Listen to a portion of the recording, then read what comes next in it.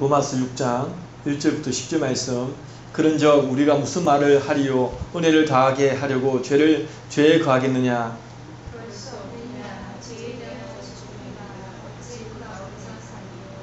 무릇 그리스도 예수와 합하여 세례를 받은 우리는 그의 죽으심과 합하여 세례를 받은 줄을 알지 못하느냐?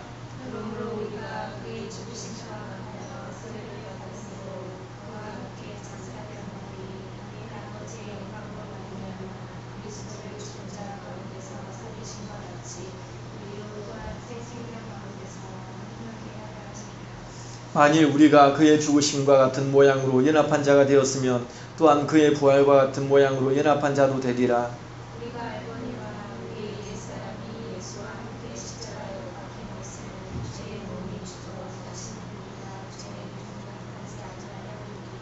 이는 죽은 자가 죄에서 벗어나 의롭다 하심을 얻었음이라.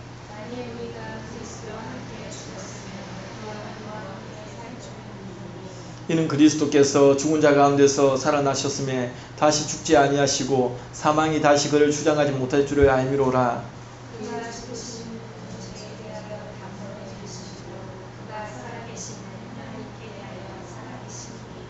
기도하겠습니다. 사랑의 하나님, 주님 감사합니다. 이 시간에도 하나님 말씀을 상고합니다. 하나님 말씀을 상고할 때 저희들을 귀가 열리고 마음이 열리고 하나님 말씀이 우리의 심령에 새겨지도록 은혜를 베풀어 주시고 우리가 살아가면서 내가 이렇게 살아서는 안 되겠고 이렇게 살아야 되겠구나 라는 도전이 우리 삶에 있기를 원합니다. 우선순위가 바뀌지 않도록 도와주시옵소서. 우리의 우선순위는 하나님 그분께 우리의 모든 것을 둘 수 있도록 도와주시옵소서. 아버지 하나님, 말씀이 우리에게 힘이 되어지고 말씀으로 정말 세상을 승리할 수 있도록 인도하여 주시옵소서. 전하는 제 입술과 듣는 식구들에게도 함께하여 주셔서 더 풍성하게 더 많은 영혼들이 함께 하나님 말씀을 나누고 화답하며 반응할 수 있도록 인도하여 주옵소서. 주님 감사합니다. 모든 걸 주께 감사드리오며 예수님 이름으로 기도합니다. 아멘. 우리가 로마서를 지금 보고 있습니다. 5장의 메시지를 우리 한마디 요약하며 구원의 확신입니다. 이에 대한 설명으로 대충 나왔던 내용들을 보면 예수 그리스도로 말미암아 하나님과 화평을 누리게 되었고 또 하나님의 은혜 안으로 들어가게 되었고 그 안에서 하나님의 영광을 바라보며 즐거워한다는 그러한 내용들, 이것이 우리의 소망입니다. 성도의 소망입니다. 예수 그리스도 안에서 즐거움을 누리는 것. 아담 한 사람으로 말미암아 죄가 들어왔습니다. 그래서 온 인류가 사망에 이르게 되었습니다. 반면에 한 사람 예수 그리스도로 말미암아 구원에 이르게 되었습니다. 이것이 복음이죠. 복음은 어려운 것이 아닙니다. 참으로 쉽습니다. 문제는 이 복음은 무엇과 연결되어져 있냐면 죄와 연결되어져 있습니다. 죄에서 해방시키기 위해서, 죄에서 구원시키기 위해서, 죄사함의 은혜를 주시기 위해서 우리에 오신 그 예수님께서 십자가에 달리셨다. 그 달리심으로 인하여서 우리의 죄사함의 대가를 지불하셨다. 이러한 이것이 복음입니다. 그래서 이 죄에 대한 깨달음이 우리에게는 문제입니다. 사람들은 대부분 어떻게 생각합니까? 죄에 대해서 생각하지 않고 살아갑니다. 죄라고 하면 윤리적인 죄, 매스컴에 나오는 극악무도한 죄인들, 사람 죽이고 도둑질하고 이러한 죄만 생각하지 내가 죄인이라는 사실은 잘 생각하지 않고 살아갑니다. 인생들은 여전히 죄의 비참함을 깨닫지 못하고 여기가 조사원이 하고 있는 거죠. 복음으로 느껴지기 위해서는 죄에 대한 깨달음입니다. 그래서 전도를 하다 보면 가장 먼저 죄에 대한 부분들이 터치가 되어져야 됩니다. 내가 죄인인 거 알아야 복음이 필요하지. 내가 죄인이라는 것을 느끼지 못하는데 무슨 복음이 필요합니까? 나는 괜찮은 사람이고 나는 그래도 뭐 그럭저럭 잘 살아왔어 생각하면 그 사람에게는 복음이 필요가 없는 겁니다. 죄에 대한 심각한 고민 속에서 이것이 복음이구나. 이 복음 아니고서 내가 살 수가 없겠구나. 그러면서 이 복음이 너무 감격스럽고 은혜로 다가오는 겁니다. 죄에 대한 깨달음이 우리에게 필요한 거죠. 이를 위해서 이제 바울은 6장과 7장에서 죄와 율법에 대해서 우리에게 이야기를 하는 겁니다.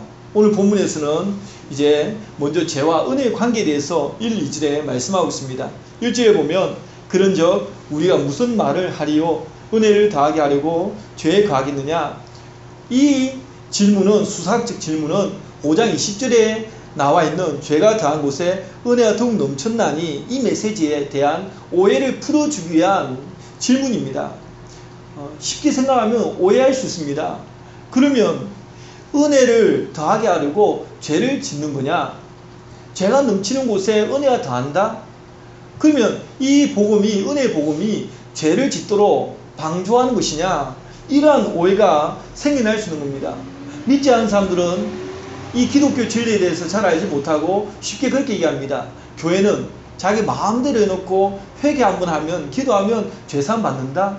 이렇게 생각할 수 있는 거. 실제로 사람들은 그렇게 오해하고 비난하고 그렇게 말해왔습니다.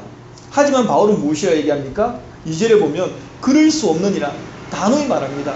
그럴 수 없다라고 얘기합니다. 우리 하나님 말씀을 내가 무지해서 잘못 이해하는 부분이 있거든요. 그러나 이 말씀 포절과 같습니다. 포절은 하나씩 맞춰지다 보면 하나님께서 우리에게 주신 말씀이 이러한 의미였구나 알 수 있는데, 깊이 들어와서 전체를 알지 못하고 겉에서 들려주는 그 정말 말꼬리 잡기 있지 않습니까? 그냥 말꼬리만 잡는, 때로는 정치인들이 하는 말들 가운데 그런 말들이 많지 않습니까? 그냥 어떤 한 문구만 가지고 무조건 반대를 위한 반대를 하고 공격하는 경우들이 있습니다. 이 말씀에 대해서도 퍼즐을 맞춰야 되는데, 성도들이 하나님의 말씀을 계속 접하고 꾸준히 배우고 계속 배워가다 보면 이러한 거구나 이해할 수 있는데, 어느 한 분만 보면 그냥 오해할 수 있는 영역들이 얼마든지 있는 거죠. 그러니까 우리가 의심하고 어떤 비판을 하고 그러기 전에 말씀을 알아야 되는 겁니다. 계속적으로 알고 배워가야 되는 거죠. 그래서 이러한 은혜를 더하게 하려고 죄에 거하겠느냐? 죄가 더한 곳에 은혜가 더욱 넘쳤나니, 이러한 등등의 메시지에 대해서 사람들은 오해할 수가 있는 거죠. 하지만 바울은 단호히 그럴 수 없느니라고 말합니다. 예수 그리스도 안에 있는 성도들이 이미 죄에 대하여 죽은 존재라고 얘기하는 거죠. 죄에 대하여 죽은 우리가, 이미 성도들은 죄에 대하여 죽은 존재라고 얘기합니다. 예수 그리스도를 나의 구주로 영접하는 순간 우리에게 엄청난 변화가 일어났습니다. 그 중에 하나가 죄에 대하여 죽었답니다. 단 오해하지 말아야 될 것은, 죄에 대하여 죽었다고 우리 안에 죄의 본성이 사라졌느냐? 아닙니다. 죄의 본성은 남아있습니다. 죄에 대하여 죽었다고 하는 것은 아담이 지은 원죄, 그 원죄가 죽은 겁니다. 반면에 예수 그리스도를 영접하지 않은 사람은 원죄가 남아있기 때문에 그대로 죄에 대한 심판을 받게 되어집니다. 우리 안에 여전히 죄의 본성이 남아있습니다. 그러면 예수 그리스도를 영접하기 전과 영접 후 무엇이 크게 달라졌나? 이걸 보면 저 사람이 예수 그리스도를 영접했다 아니다를 느낄 수 있습니다. 영혼의 성량이 바뀌는 겁니다. 영혼의 성량이 바뀌는 거죠. 즉 예수 그리스도를 영접할 때 성령께서 우리 안에 내주하 계십니다. 그러니까 성령의 조명 아래에서 예수 그리스도를 영접하게 되어지는데, 내 안에 성령께서 계십니다. 하나님께서 기뻐하시는 뜻을 따라서 살면 내 안에 계신 성령께서 기뻐하십니다. 반면에 내 안에 계신 성령께서 내가 하나님 뜻대로 행하지 않고 하나님 뜻에 반하는 행동을 할 때 성령께서 근심하는 겁니다. 영적 부담을 갖게 되는 거죠. 내 마음이 불편합니다. 사람들은 자기 마음이 편한 걸 원합니다. 편한 대로 행동하고 싶어 합니다. 편한 대로. 그렇다면 성도에게 편안한 상태, 마음이 편안한 상태는 어떤 상태냐? 주일 성수를 어기면 편안하지 않습니다. 예배를 어기면 편안하지 않습니다. 하나님께서 기뻐하지 않는 일을 하면 넘어질 수는 있습니다. 우리가 분명 하나님의 말씀 통해서 이렇게 하면 안 되라고 생각하지만 내 안에 죄의 본성이 있고 내가 연약하기 때문에 죄의 올무에 빠질 수 있습니다. 하지만 우리의 마음은 편하지 않습니다. 반면에 성령께서 안 계시고 예수 그리스도 영접하지 않은 사람은 그걸 즐깁니다. 그 죄를 즐기지 않습니까? 그러니까 믿는 사람은, 예수 그리스도 영접한 사람은 빠질 수는 있어도 마음이 불편합니다. 저 역시 어릴 때도 교회를 나갈 때 정말 교회를 아파서 어떤 이유에서 교회학교 예배도 안 나가려고 하면 굉장히 마음이 불편함을 느꼈습니다. 지금에서야 신학적 원리에 의해서 아는 거죠. 그때 성령께서 내 마음에 그런 마음을 주셨구나. 노크를 해주셨구나. 근데 많은 사람들이 교회를 안 나가도 예배를 안 들어도 예수님 믿는다고 하지만 불편함을 못 느낍니다. 그럼 그 사람이 예수 그리스도 영접했는가? 그렇다고 교주를 어겼다, 예배를 안 나왔다, 그렇다고 그 사람이 예수님 영접 안 했다, 이렇게 단정하는 거 아닙니다. 단지 영혼의 성량이 어떤가를 살펴봐야 되죠. 우리가 하나님 앞에 하나님 말씀을 어길 수도 있고, 그렇지만 그러면 내 안에 계신 성령께서 굉장히 불편함을 느껴야 되는 겁니다. 그게 정상이죠. 그러한 부분에 대해서 우리에게 얘기를 합니다. 그렇기 때문에 하나님의 은혜가 더욱 넘칠수록 어떻게 됩니까? 죄 가운데 머물러 있을 수 없다. 죄가 더한 곳에 은혜가 더욱 넘친다는 이 메시지가 바로 그런 의미가 되는 거죠. 우리가 은혜가 넘친다? 그러면은 평소에 죄로 보이지 않던 것도 죄처럼 느껴지는 겁니다. 하나님 은혜 깊이 가운데 하나님 보좌 앞으로 지성소 가까이 나아가면 나아갈수록 딴 사람이 볼 때는 그쯤이야 하는 죄도 하나님 은혜 가운데 나아간 사람은 심각한 겁니다. 다른 사람은 왜 그런 걸로 별거 아닌 것으로 고민하냐 말할 수 있는데, 하나님 은혜 가운데 나아간 사람은 고민이 되어집니다. 이게 은혜 가운데 사람이죠. 그래서 은혜가 더욱 넘친 사람은 죄 가운데 머물러 살 수가 없는 겁니다. 살 수가 없는 거죠. 그래서 주일 성수를 어기는 것도 힘들고, 예배 자리를 떠나서 사는 것도 힘들고, 그러한 부분에 대해서 죄와 은혜의 관계에 대해서 얘기합니다. 죄와 은혜의 관계는 바로 이러한 관계이다. 두 번째로는 예수 그리스도와 연합에 대해서 말씀하고 있습니다. 3절에 보면 무릇 그리스도 예수와 합하여 세례를 받은 우리는 그의 죽으심과 합하여 세례를 받은 줄을 알지 못하느냐. 또 4절에 보면 그러므로 우리가 그의 죽으심과 합하여 세례를 받음으로 그와 함께 장사되었나니. 계속 반복되는 메시지가 세례, 또 함께, 이러한 합하여, 이러한 단어들입니다. 세례가 무엇이냐? 세례는 연합을 의미하는 겁니다. 연합. 그러니까 예수 그리스도와 함께 죽었다, 그리고 예수 그리스도와 함께 살아났다. 그래서 세례는 굉장히 중요한 의미가 있는 겁니다. 그냥 교회 안에서 어떤 형식에 의해서 받는 예식에 의한 종교에 머물러서 되는 것이 아니라 그 세례에 대한 진정한 의미를 알아야 됩니다. 예수 그리스도와의 연합이다. 연합. 삶의 중요한 문제죠. 누구와 연합하느냐가 굉장히 중요한 문제입니다. 삶의 중요한 문제는 연합에 있다는 겁니다. 요한복음 15장 5절에 보면 나는 포도나무요 너희는 가지라. 예수 그리스도는 포도나무고 성도는 가지라고 얘기합니다. 그가 내 안에, 내가 그 안에 거하면 사람이 열매를 많이 맺나니 나를 떠나서는 너희가 아무것도 할 수 없음이라. 우리는 이 메시지를 신뢰하고 있습니까? 지금 이 시대는 하나님 없이도 살아갈 수 있는 시대, 하나님이 없어도 살 수 있다라고 장담할 수 있는 시대입니다. 그렇게 살아갑니다. 성도들도 하나님께 기도하지 않고도 살 수 있고, 예배 드리지 않고도 살 수 있고, 하나님 말씀 보지 않고도 살 수 있다고 생각합니다. 풍요로운 시대 가운데 그렇게 살아갑니다. 우리는 이 말씀에 대해서 신뢰합니까? 예수 그리스도를 떠나서는 난 도저히 살 수 없고 아무것도 할 수 없다라는 이러한 고백이 우리에게 필요하죠. 우리 자신들을 면밀히 검토해보면 사실 세상과 더욱더 연합되어져 있는 모습들을 많이 봅니다.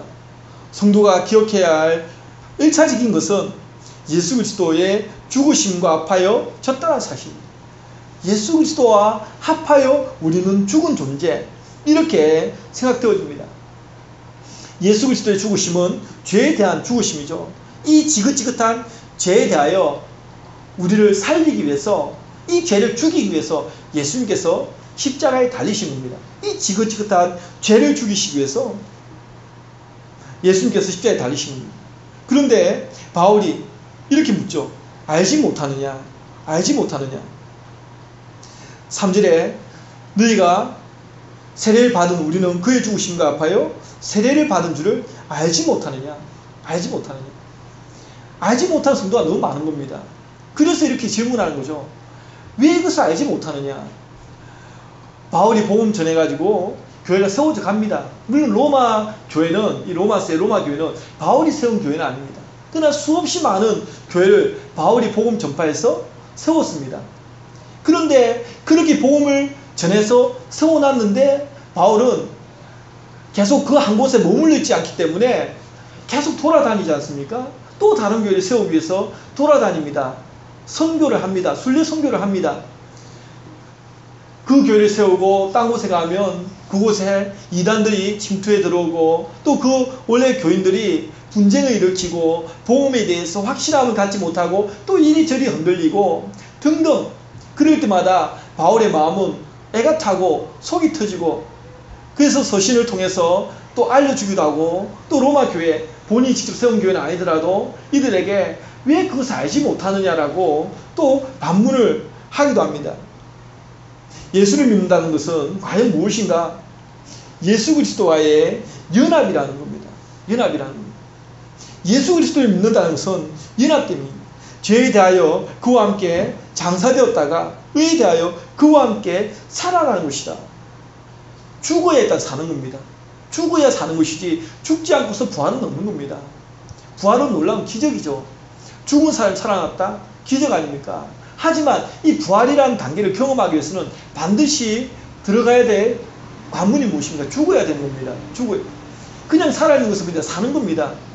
근데 한번 부활을 경험하고 싶다? 한번 기적을 보이고 싶다? 죽어야 되는 거죠. 그래야 기적을 경험하는 겁니다. 하나님을 경험하고 만나는 것도 우리가 모험을 걸어야 됩니다. 좀 우선순위를 분명히 두고 모험을 걸어야 하나님의 역사를 경험하는 겁니다. 그냥 편안하게 적당히 하면 하나님 경험하지 못합니다. 우리가 하나님을 사모하고 갈급하고 전심으로 나아가는 그런 자에게 내가 능력을 베풀겠다고 말씀하지 않습니까? 그래서 하나님 앞에 나아가는 사람은 지금도 하나님을 경험하고 알게 되어집니다. 그리고 사절에 보면 이는 아버지의 영광으로 말미암아 그리스도를 죽은 자 가운데서 살리심과 같이 우리로 또한 새 생명 가운데서 행하게 하려 함이라. 성도가 예수 그리스도와 함께 장사되어야 하는 목적은 무엇이냐? 아버지의 영광을 위해 그리스도를 죽은 자 가운데서 살리심과 같이 성도 역시 새 생명 가운데서 살도록 하기 위해서 그렇다는 겁니다. 성도가 예수 그리스도와 함께 장사되어야 하는 이유, 새 생명을 얻기 위함이다. 새 생명을. 장사되어야 예수 그리스도와 함께 장사되어야 거듭남의 새 생명을 얻게 되어지는 겁니다. 예수 그리스도를 믿는다는 것은 바로 그러한 것입니다. 새 생명 얻는 것. 거듭남. 이 거듭남의 비밀을 경험하는 것입니다. 아담의 죄로 인하여 모든 인류가 죄 아래에서 살게 되었는데 죄에 대하여 죽지 않으면 이 새 생명을 얻을 수가 없죠. 육적 생명과 영적 생명은 다릅니다. 하지만 사람들은 이걸 알지 못합니다. 자신들이 지금 살고 있는 삶이 죄라는 사실을 깨닫지 못하고 육적 생명에만 집중하며 살아갑니다. 성도는 어떻게 살아야 합니까? 새 생명 안에서 살아가야 합니다. 이것이 무엇입니까? 예수 그리스도와의 연합됨이다. 예수 그리스도로 말미암아 영양분이 공급되어지는 겁니다. 나는 포도나무요 너희는 가지라. 예수 그리스도로 말미암아 영양분이 공급되어지는 삶, 그 영양분을 받아 누리는 삶, 연합된 삶입니다. 그리고 8절에 보면 만일 우리가 그의 죽으심과 같은 모양으로 연합한 자가 되었으면 또한 그의 부활과 같은 모양으로 연합한 자도 되리라. 여기서 우리가 계속 반복되는 연합된 이 연합이라고 하는 말은 접목된이라는 뜻이거든요. 원어로 보면 접목된. 그러니까 연합되었다는 것은 접목된 겁니다. 이건 무슨 말입니까? 단순히 함께 자라나는 것뿐만이 아니라 질이 다른 나뭇가지가 한 나뭇가지에 딱 접붙임 받아서 성질이 같은 성질로 변화되는 것을 얘기하는 겁니다. 그러니까 접목되는 거죠. 그러니까 예수님을 영접했다, 예수 그리스도를 영접했다, 연합됐다. 이것은 예수 그리스도께 접붙임을 받는 겁니다. 이게 적당히 우리가 생각해서 될 문제가 아니죠. 예수 그리스도께 접붙임을 받았기 때문에 우리 영혼의 성향이 바뀌는 겁니다. 그냥 교회만 들어왔다고 저 사람이 예수 그리스도를 영접했냐? 그걸 일일이 다 체크하기는 참 부담이 되기 때문에 체크를 못하죠. 하지만 분명히 연합된 삶은 접목된 삶이고 그 안에 예수 그리스도 안에서 영혼의 성향이 바뀌어져 있는 그런 삶이죠. 그리고 또 연합한 자가 되었으면은 우리 번역은 뭐 가정문이나 족구문처럼 표현되어 있는데 사실은 되었으니로 번역하는 게 더 정확하더라고. 원문에 되어 있습니다. 되었으니. 이건 기정사실화된 겁니다. 그러니까 되었음이 아닙니다. 예수 그리스도 안에서 연합한 자는 이미 기정사실로 접붙임을 받은 존재라고 우리에게 이야기를 하고 있는 거죠. 어떻게 말입니까? 죽으심과 부활이라는 방식을 통해서 접붙임을 받은 겁니다. 예수 그리스도께서 우리의 죄를 대신하여 죽으셨고 또 부활하신 겁니다. 만약에 죽고 부활하지 않았다면 우리의 삶은 의미가 없는 겁니다. 바울도 만약에 예수님께서 부활하지 않았다면 우리의 믿음은 헛것이라고 얘기합니다. 우리가 죽은 신을 믿습니까? 살아계신 하나님을 믿습니다. 예수 그리스도는 죽으심과 부활하심을 통해 우리에게 연합됨을 허락하신 겁니다. 죽으심과 부활이라고 하는 것은 따로 별도의 사건이 아닙니다. 구원의 하나의 사건입니다. 따로 떼어서 적용할 수 없습니다. 우리를 구원하시는 방편의 하나의 부분으로 접목되어지는 영역입니다. 성도는 죽어야 삽니다. 문제는 믿음입니다. 어떤 믿음입니까? 8절에 보면 만일 우리가 그리스도와 함께 죽었으면 또한 그와 함께 살 줄을 믿노니, 이 믿노니, 믿음이라고 하는 것은 전폭적으로 맡기다라는 의미가 있는 거거든요. 우리가 쉽게 그냥 믿음을 얘기하고 쉽게 신앙에 대해서 얘기합니다. 이 믿는다는 것은 전폭적으로 맡기는 겁니다. 결코 흔들리지 않는 견고한 신뢰를 의미하는 거죠. 우리의 필요한 믿음이 바로 이러한 믿음입니다. 흔들리지 않는 것. 우리의 환경은 얼마든지 흔들릴 수 있습니다. 인생이 고난의 연속이라고 하지 않습니까? 우리 인생은 하루 시시때때로 여러 모양으로 바뀝니다. 좋았다가도 나빴다가도 또 좋았다가도 나빴다가도 등등 화났다가 기뻤다가 즐거웠다가 슬펐다가 환경들이 너무 가지각색으로 변화됩니다. 그럴 때마다 우리는 신앙을 어떻게 선택하겠습니까? 그럴 때마다 우선순위를 바꿨다가 이리 했다 저리 했다가 그건 신앙이 아닙니다. 그건 믿음이 아닙니다. 하나님에 대하여 전폭적인 맡기는 겁니다. 그러니까 우선순위가 명확해야 되고 어떤 환경에서도 타협하지 않는 그런 지조 있는 신앙, 이것이 참 믿음입니다.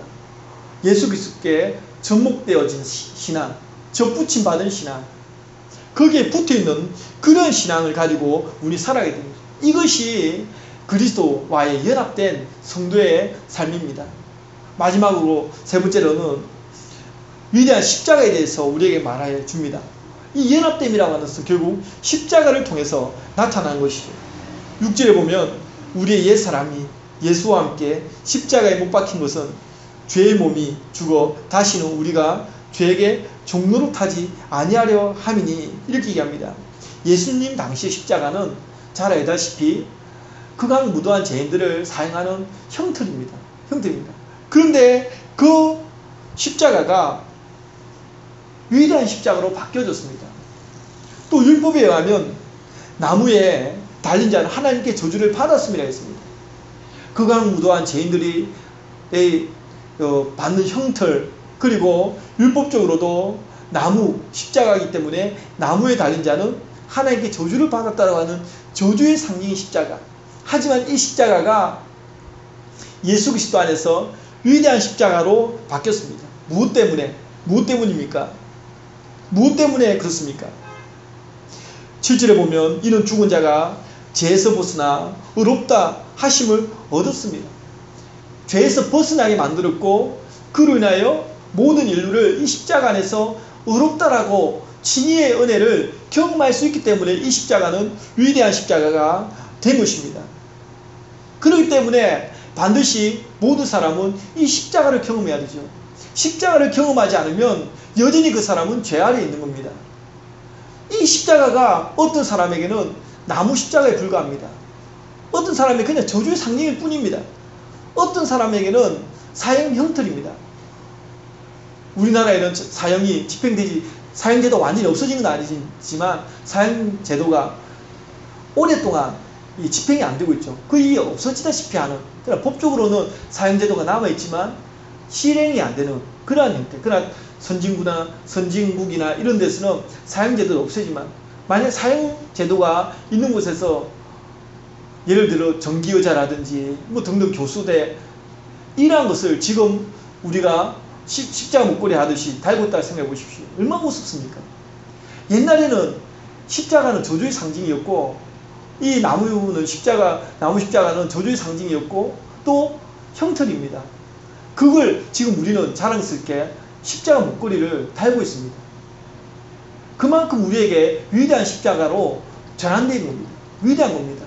그런데 그럼에도 불구하고 이 십자가를 경험하지 않는다면 그 사람은 여전히 죄 아래에 있는 겁니다. 아무리 훌륭한 학벌과 아무리 많은 금전적인 것, 재물적인 것, 명예와 권력을 가졌다 해도 그 사람은 여전히 하나님 앞에서 죄인에 불과합니다. 남이 볼 때는 우리를 볼는지 모릅니다. 하지만 그 사람은 하나님 앞에서 죄인에 불과합니다. 하나님 앞에서 죄인에 불과한 사람입니다. 우리에게 모든 사람은 이 십자가를 경험해야 되는 겁니다. 이 십자가를 경험하지 못한 인생들은 육체적으로 즐기는 것에 관심이 있죠. 그것 외에는 관심이 없습니다. 죄의 종으로 살아가는 겁니다. 죄의 종노릇하며 살아가는 겁니다. 예수님께서는 죄의 종결자가 되시기 위해서, 죄의 마침표가 되시기 위해서 이 땅에 오셨고 십자가에서 그 일을 이루셨습니다. 결국 십자가를 경험해야 우리는 칭의를 얻는 겁니다. 칭의는 말 그대로 의라고 칭함을 받는 겁니다. 이게 바울이 이 칭의에 대한 경험, 어떤 이 칭의에 대한 것을 이야기할 때 이러한 용어들은 법적 용어입니다. 사실 우리가 예수 믿는다고 죄가 물리적으로 사라진다, 이러한 개념보다 심판자 되시는 하나님께서 법정에서 우리가 하나님 앞에 섰을 때 예수 그리스도 그분 때문에 우리를, 너는 죄인이지만 어렵다라고 내가 칭해주겠다는 겁니다. 그러니까 재판관이 그냥 땅땅하면서 너는 무죄, 이러한 용어입니다. 하나님께서 예수 그리스도 때문에 우리를, 너는 비록 유죄지만 무죄라고 칭한다, 의인이라고 칭한다. 이게 얼마나 큰 은혜입니까? 아마 우리는 뭐 세상에서 큰 죄를 지어가지고 법정에 서본 일이 없죠? 우리는 없기 때문에 그 느낌 모르지만, 진짜 어떤 실수에 의해서 고소를 당해서 법정에 선 사람이 그 재판관의 한마디를, 또 거기에 관람하는 재판을 보는 그런 가족이라든지 그런 사람 얼마나 마음 졸이겠습니까?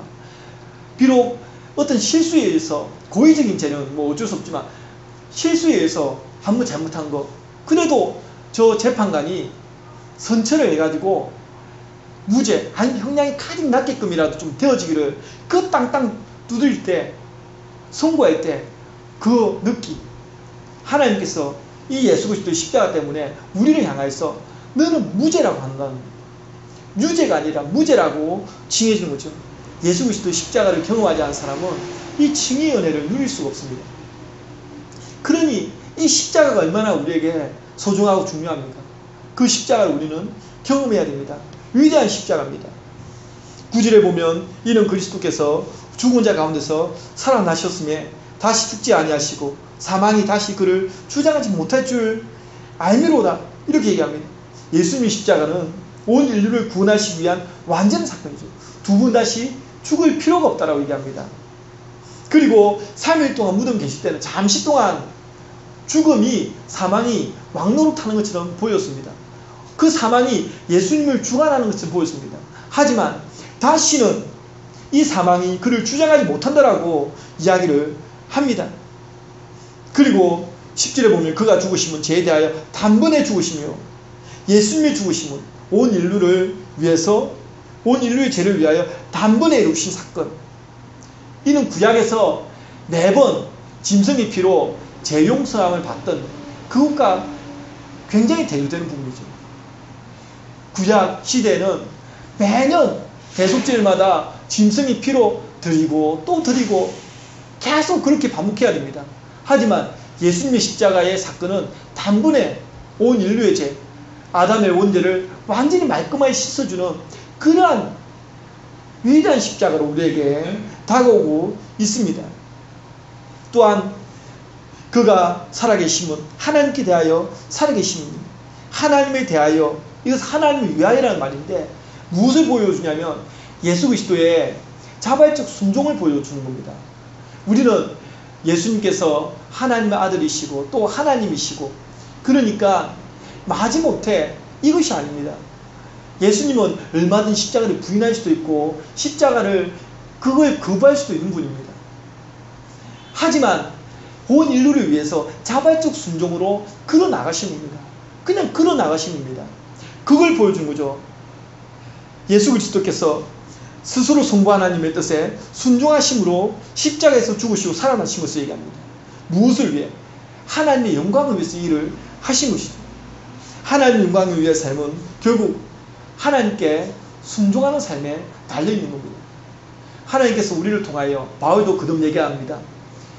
하나님의 찬송이 되게 하려 합니다. 우리가 살아가는 목적은 하나님의 찬송된 삶을 위해서 지원받았고 그렇게 살아가는 겁니다. 하나님의 영광을 위해서 살려면 하나님의 말씀에 순종하는 삶이 우리에게는 따라와야 됩니다. 십자가라는 큰 장애물이 우리 앞에 놓여 있을지라도 하나님께 순종하는 겁니다. 이것이 십자가의 능력입니다. 우리에게 이러한 은혜가 있기 원합니다. 죄와 은혜의 관계에 우리가 은혜가 가운데 깊이 들어가면 죄를 멀리하게 되어지고, 또 예수 그리스도와 함께 연합된 접붙임 받은 삶이 바로 성도의 삶이고, 또한 이 위대한 십자가를 경험한 삶이 성도의 삶입니다. 저와 여러분에게 이 위대한 십자가 안에서 구원받은 백성의 가치를 알면 우리는 전도를 해야 되고, 가족들에게 다른 것도 중요한 거 많습니다. 살아가면서 물질도 필요하고 다 필요합니다.